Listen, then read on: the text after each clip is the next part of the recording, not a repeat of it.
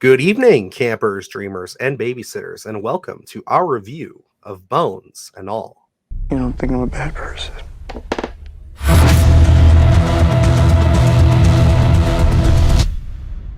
All I think is that I love you.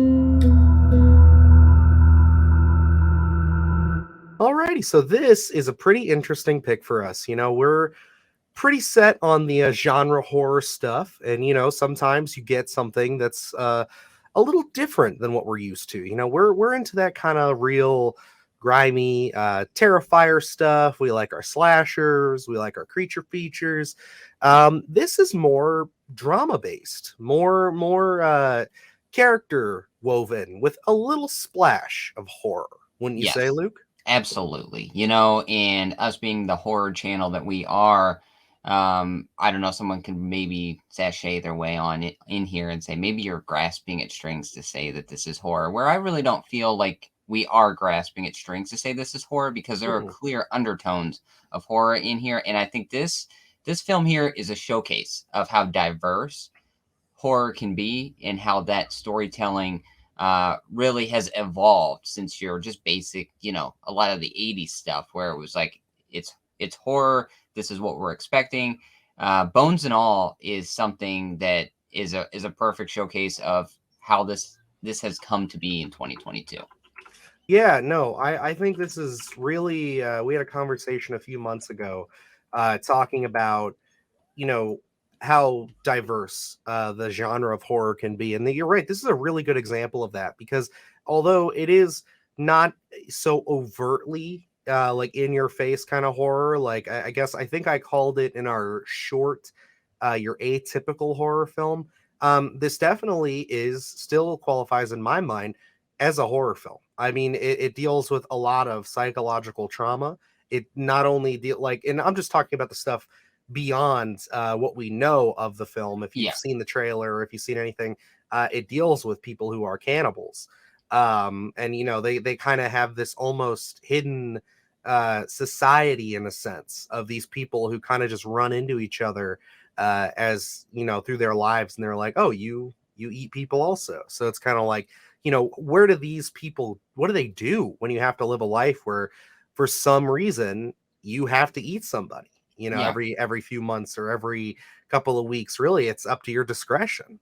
And what a unique voice that this film has because you can look at this and you're like, maybe it has a blueprint, a little bit of how the vampire lore works, or how maybe the zombie lore works, or cannibal lore works. It's an intertwining of all this stuff. It all works. It's a unique story. It's something very different. I love that they set this in the time that they do, and kind of how that what they're called eaters are just living, and the way that some of them don't even know that they are. I love how we go into this, and our main character, played by Taylor Russell, doesn't even know, and then we kind of get to that point of where all hell breaks loose. And that's really where our story starts evolving. And then we start meeting other eaters.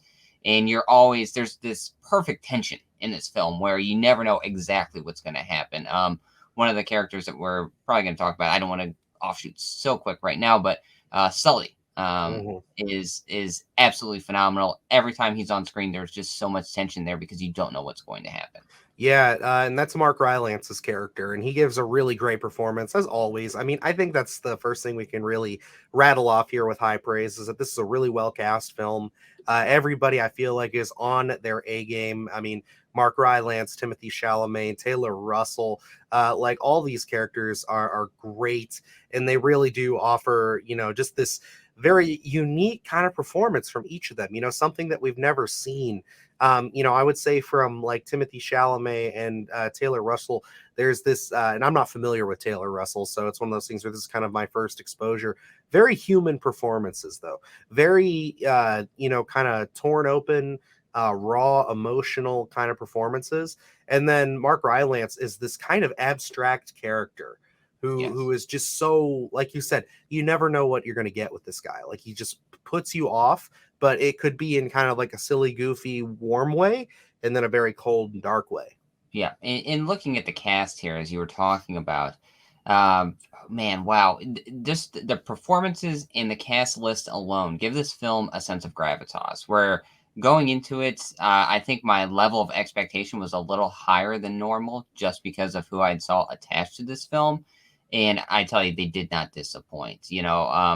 Just a lot of unique things going on in this film. You could tell no one was lazy at all in this movie. Whereas, like, even the minor parts here, there was something to take away from there where we see Taylor Russell's parents, and one when we her mother in this film is absolutely like that scene is I don't want to say breathtaking, but it's like you're so involved in that scene that you do see.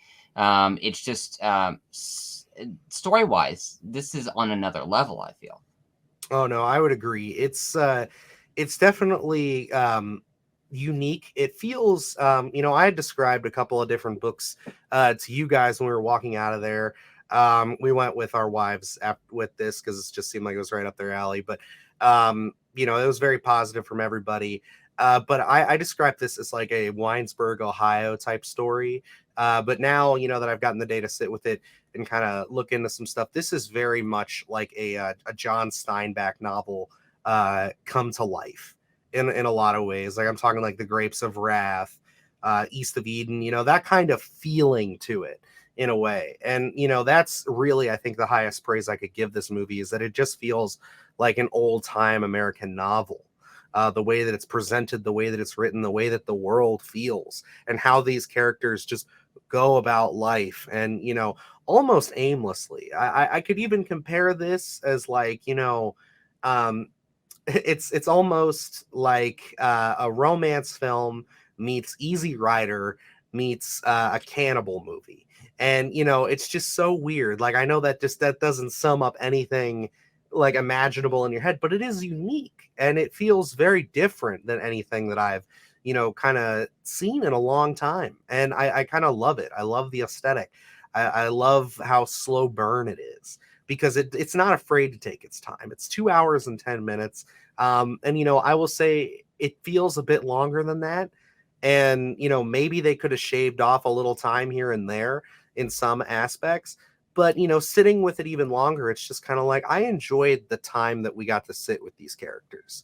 Maybe on a subsequent rewatch I'll feel that runtime even more, I don't know, but at least for my first experience it was one of those things where I appreciated the overall time spent with this film for what I got out of it. Yeah, and I will say, walking it out there, we had a discussion on this, and I had said I don't know if Luca Guadagnino is capable of making a short film. Whereas this one, sitting in the theater, I'll say yes. I think maybe they could have shaved off some time. I am very intrigued to. I will spoiler. I will be picking this up on Blu-ray when it's out. I'm very excited to own this film because I think for me, being able to sit down and watch this at my leisure, and to pause it briefly to get up and go do something. I think I'm going to enjoy this film even more than I do now because, I can take those breaks and come right back into it. Whereas the theater, you're really, committed to sitting in that seat and watching this film all the way through. And that's another thing with jumping into like Suspiria, where I only watched that one time. And I think my experience in the theater really affected my viewing of that film, where yes, it's very long and, but I haven't went back and watched that since. So I'm very excited to check out Bones and All because this one is definitely one I'm going to be picking up. Yeah, no, I think I'll pick it up as well. It's definitely one I could see myself revisiting, from time to time. It leaves you in a strange way a bit warm, but also very unsettled. It's a unique experience. It's something I'm very much looking forward to revisiting, as we stated here. And, I gotta say, like, if you are interested in this film, just understand that it is, again, a slow burn. It is not an atypical horror film. It's more of that kind of romance, kind of journey film. So, if you're on the fence about that, maybe it's not for you. Maybe you want to rent this. But if you are at all curious, I would recommend seeing it. I'd even recommend seeing it if that kind of turns you off a little bit, because you might be surprised. I enjoyed this quite a bit. Luke enjoyed this quite a bit. But again, if you are kind of there for the slashers and you're looking for the violence, the gore, it's a violent movie, but there's a lot more going on in between that I don't know is going to be exactly for you. Yeah, but like this film, I think it's going to be hard for anyone not to recommend this movie just because yes, it's subtly horror in a sense where you're not getting the slashers, you're not getting Terrifier 2 in any sense, but this is very much horror undertones are there and they're used effectively, and just the way that the story's told, I think maybe there's something for everyone in this film where you have the drama, you have that horror, you have some suspense, and you just have great storytelling with characters that you really want to sit with for that 2 hour and 10 runtime. Mhm. So this film highly effective.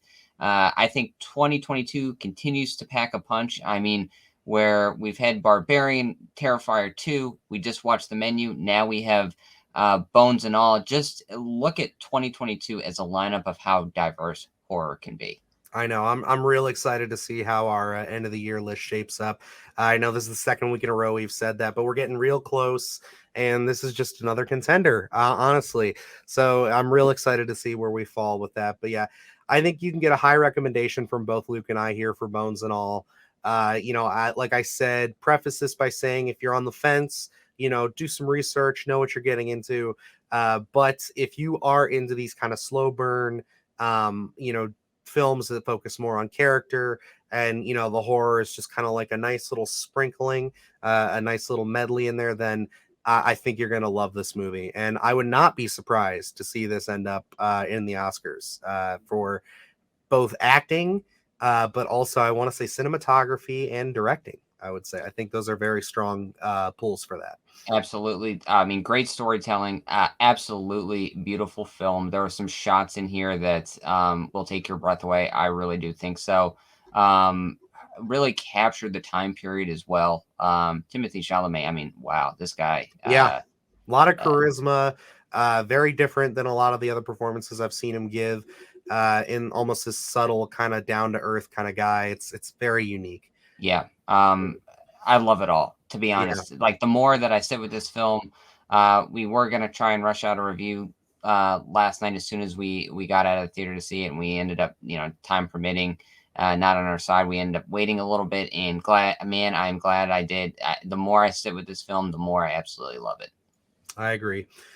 But alrighty, guys, it's going to wrap us up here for our review of Bones and All. Definitely, if you're looking for something to check out this holiday weekend, go check this out. It's pretty great. Go check out The Menu as well if you're looking for something maybe a little bit more family oriented. That one's got a little bit more humor. I'd say that one might be better to take with the fam. But if you're just looking, if you're wanting to do something on your own, go for a real, as we like to say on the show, experience film. Go check out Bones and All. But yeah, other than that, we got a lot of great content coming your way with a special treat coming to you guys tomorrow on Thanksgiving, as well as our Terrifier watch along on Black Friday, 9 p.m. Eastern Standard Time. We're going to be checking that film out and fielding your questions in the live chat. So please join us for that. It's going to be quite a bit of fun. And if you enjoyed the review and the content we have going out here, hit that subscribe button and also follow us on our social medias at Twitter, Instagram, and TikTok at Splattercast Pod. Luke, you got anything for him? Now, stay tuned. A lot of great stuff still coming this week, as Dylan had rattled off a couple things maybe you're not privy to. And December is lining up to be a very frightful kind of season. I'm looking forward to it. We got a lot coming to you. Alrighty, guys. Well, until next time, I'm Dylan Newell. And I'm Luke Janesco. And remember, stay scared.